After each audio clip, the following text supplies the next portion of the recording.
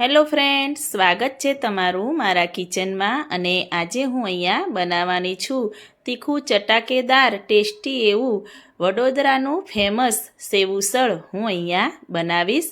મારી રેસીપી સારી લાગે તો મારી ચેનલને સબસ્ક્રાઈબ કરવાનું ભૂલતા નહીં. તો અહીંયા મેં સફેદ સૂકા વટાણા લઈને 5થી 6 કલાક પહેલાં પલાળી રાખ્યા હતા. તો વટાણા આપણા પલળીને રેડી થઈ ગયા છે. તો એક કુકર લઈ લઈશું અને આ બધા જ વટાણા આપણે અંદર એડ કરી દઈશું. અને માપ જોવા જઈએ તો મેં અહીંયા 200 ગ્રામ વટાણા લીધા હતા. હું અહીંયા 5થી 6 વ્યક્તિનું સેવ ઉસળ બનાવવાની છું. એમાં આપણે 1 ટેબલ સ્પૂન મીઠું એડ કરી દઈશું અને વટાણા ડૂબે એટલું આપણે પાણી અંદર એડ કરી દઈશું અને ઢાંકી કુકરને અને ગેસ પર હું એને રાખી 5થી 6 વિસલ કરી દઈશ. જ્યાં સુધી આપણા વટાણા બફાય ત્યાં સુધી આપણે સેવ ઉસળનો મસાલો રેડી કરીશું. તો મેં અહીંયા 1 ટેબલ સ્પૂન કાળા મરી, 2 ટેબલ સ્પૂન સૂકા ધાણા, 2 ટેબલ સ્પૂન સૂકી વરિયાળી અને 10થી 12 લવિંગ, 1 તજનો ટુકડો અને 2 તમાલપત્રના પાન લઈ એને આપણે કઢાઈ ગરમ થાય એટલે અંદર એડ કરી અને એને શેકી દઈશું. શેકવાનું ત્યાં સુધી છે જ્યાં સુધી આપણને સુગંધ થોડી આવે ત્યાં સુધી આપણે એને શેકતા રહીશું. અને શેકાઈ જાય ત્યારે એક ડીશમાં હું નીકાળી એને ઠંડુ થવા દઈશ.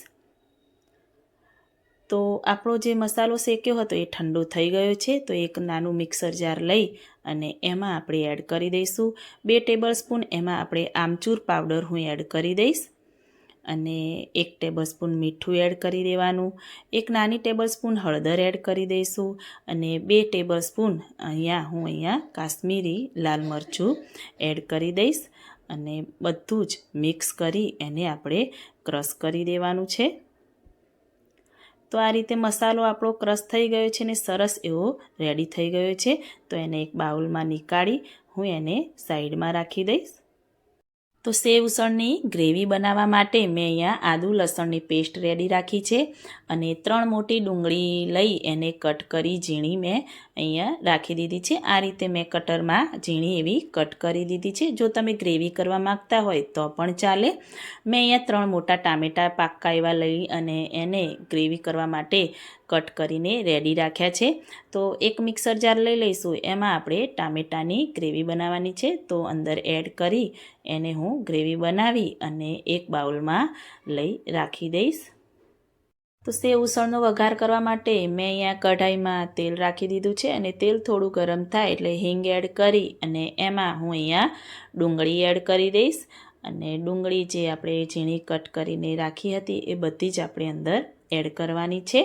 અને આદુ લસણની પેસ્ટ આપણે રેડી રાખી હતી એ પણ અંદર એડ કરી દેવાની અને બંનેને સરસ એવું પહેલાં મિક્સ કરી દઈશું.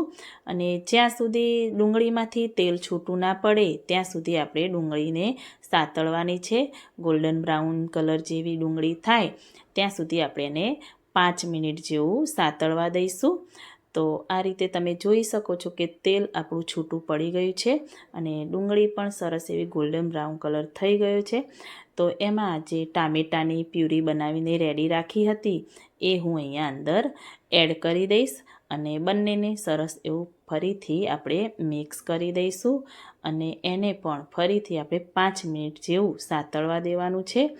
અને તમે જેટલા મસાલા વધારે સાતળશો એટલું સરસ એવું ટેસ્ટી બનશે. તો એને ઢાંકીને હું અહીંયા 5 મિનિટ થવા દઈશ.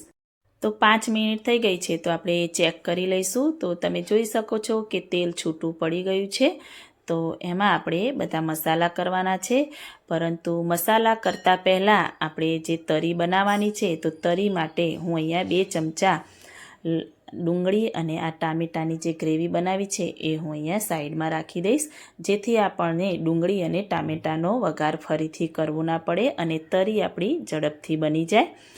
એમાં હું અહીંયા 1 ટેબલ સ્પૂન હળદર એડ કરીશ, 1 ટેબલ સ્પૂન સેવ ઉસળનો મસાલો એડ કરી દઈશ, 1 ટેબલ સ્પૂન મીઠું એડ કરી દઈશું અને 1 ટેબલ સ્પૂન કાશ્મીરી લાલ મરચું આપણે અંદર એડ કરી દઈશું અને બધાને સરસ એવું મિક્સ કરી દેવાનું. મસાલા થોડા એવા સંતળાઈ જાય એટલે એમાં આપણે 1 થી 1.5 કપ જેવું અંદર આપણે પાણી એડ કરી દઈશું. તમારે જેવી ગ્રેવી બનાવવી હોય એવી રીતે તમે પાણી એડ કરી શકો છો. અને જ્યાં સુધી આ ઉકળે ત્યાં સુધી આપણે એને થીક અને જાડું બનાવવા માટે હું અહીંયા એક બાઉલમાં ચણાનો લોટ 2 ટેબલસ્પૂન જેવો લઈ લીધો છે અને એની આપણે પેસ્ટ બનાવવાની છે. તો અંદર પાણી એડ કરી અને મિક્સ કરી અને પેસ્ટ બનાવી અને એને સાઈડમાં હું રાખી દઈશ. જ્યારે ગ્રેવી ઉકળે ત્યારે એમાં આપણે એડ કરીશું. તમે જોઈ શકો છો કે આપણી જે ગ્રેવી છે ઉકળીને રેડી થઈ ગઈ છે. તો એમાં જે આપણે આ પેસ્ટ બનાવી છે એ અંદર એડ કરી દઈશું. મિક્સ કરી એને આપણે ઉકળવા દઈશું. તો ગ્રેવી ઉકળીને સરસ એવી જાડી થાય એટલે આ રીતે બાફેલા વટાણા છે એ અંદર આપણે બધા જ એડ કરી દઈશું અને એને આપણે મિક્સ કરી દઈશું. અને આ જે વટાણા એડ કર્યા પછી એને 2 થી 3 મિનિટ સુધી આપણે એને ઉકળવા દેવાનું છે. 2 થી 3 મિનિટ ઉકળશે એટલે આપણો જે સેવ ઉસળનો રગડો છે એ સરસ એવો બનીને રેડી થઈ જશે. ત્યાં સુધી આપણે જે તરી બનાવવાની છે એના માટે મેં અહીંયા એક બાઉલમાં તેલ લઈ લીધું છે અને તેલ થોડું ગરમ થાય એટલે જે આપણે ટામેટાં અને ડુંગળીની પેસ્ટ આપણે અલગ નીકાળી હતી એ અંદર એડ કરી દઈશું. પેસ્ટ એડ કરી અને એમાં આપણે ફરીથી મસાલા કરવાના છે. તો એમાં 1/2 ટેબલસ્પૂન મીઠું એડ કરી દઈશું. 1/2 ટેબલસ્પૂન કાશ્મીરી લાલ મરચું એડ કરી દઈશું. અને 1/2 ટેબલસ્પૂન જે આપણે સેવ ઉસળનો મસાલો બનાવ્યો હતો એ અંદર એડ કરી અને મિક્સ કરી દઈશું.